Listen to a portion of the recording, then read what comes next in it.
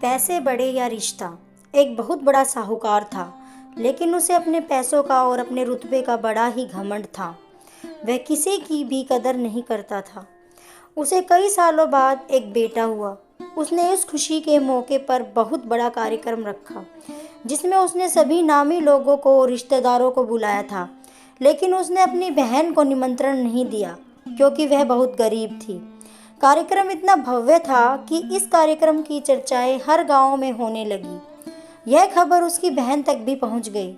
बहन को यह जानकर बहुत ज़्यादा खुशी हुई कि इतने साल बाद उसके भाई को संतान सुख मिला।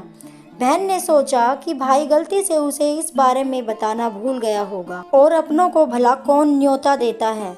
भोली बहन ने उस कार्यक्रम में जाने की तैयारियां शुरू कर दी। जिस दिन वह कार्यक्रम था, उस दिन बहन सुबह सुबह ही अपने भाई के घर जाने के लिए तैयार हो रही थी। तो उसे अपने पुराने मैले कपड़े देख ख्याल आया कि अगर किसी और के घर जाना होता तो मैं इस कपड़ों में जाने की सोचती भी नहीं, लेकिन मैं तो मेरे घर अपने मायके जा रही हूँ, वहाँ मुझे ये सब सोचने की कोई ज़रूरत नहीं है। जैसे ही वह अपने मायके पहुँची, वहाँ का भव्य आयोजन देखकर वह बहुत खुश हो गई। उसकी आंखें अपने भाई को ढूंढने लगी, पर भाई ने जैसे ही उसे देखा, उसके मैले कपड़े देख उससे मिलना तो दूर बहाना बनाकर वहां से चला गया। बहन ने सोचा, इतने लोगों में बेचारा अकेला भाई क्या क्या करे। ज़रूर उसे कुछ काम याद आया होगा, इसलिए वह चला गया होगा। थोड़ी देर में वह बैठकर खाना खाने लगी, लेकिन साहूकार को बहुत गुस्सा आया कि उसके धनवान मेहमानों के बीच वह खाना क्यों खा रही है। उसने उसे भला बुरा सुनाकर जाने को कहा। बहन ने अपने सपने में भी नहीं सोचा था कि उसके साथ कभी ऐसा व्यवहार भी हो सकता है, और वह भी उसके खुद के मायके में। अपना अपमान होने के बाद बहन तुरंत अपने घर जाने के लिए चल पड़ी। उसने अपने इस अपमान का बदला लेने की सोची। उसने अपने घर से ही कपड़ों का छोटा सा व्यापार शुरू किया, और देखते ही देखते वह बहुत अमीर हो गई। भाई को जब पता चला तो उसने अपनी बहन को अपने घर पूजा में बुलाया।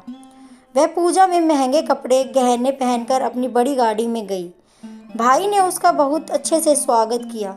भाई ने अपने हाथों से उसके लिए खाना परोसा, लेकिन बहन ने अपने सारे गहने उतार कर थाली में रखे और उन पर खाना लगाने लगी। ये देखकर सभी हैरान थे। किसी को नहीं समझ में आ रहा था कि वह ऐसा क्यों कर रही है।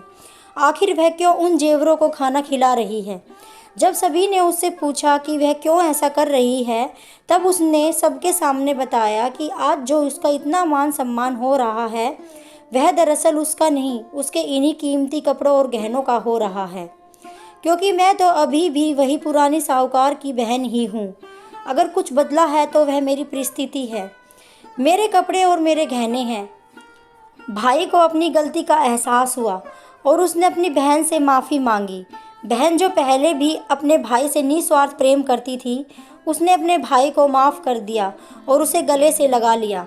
दोस्तों, पैसे सिर्फ हमारे जीवन को सरल बनाने के लिए हैं, जबकि रिश्ते जीवन में मिले किसी वरदान की तरह हैं।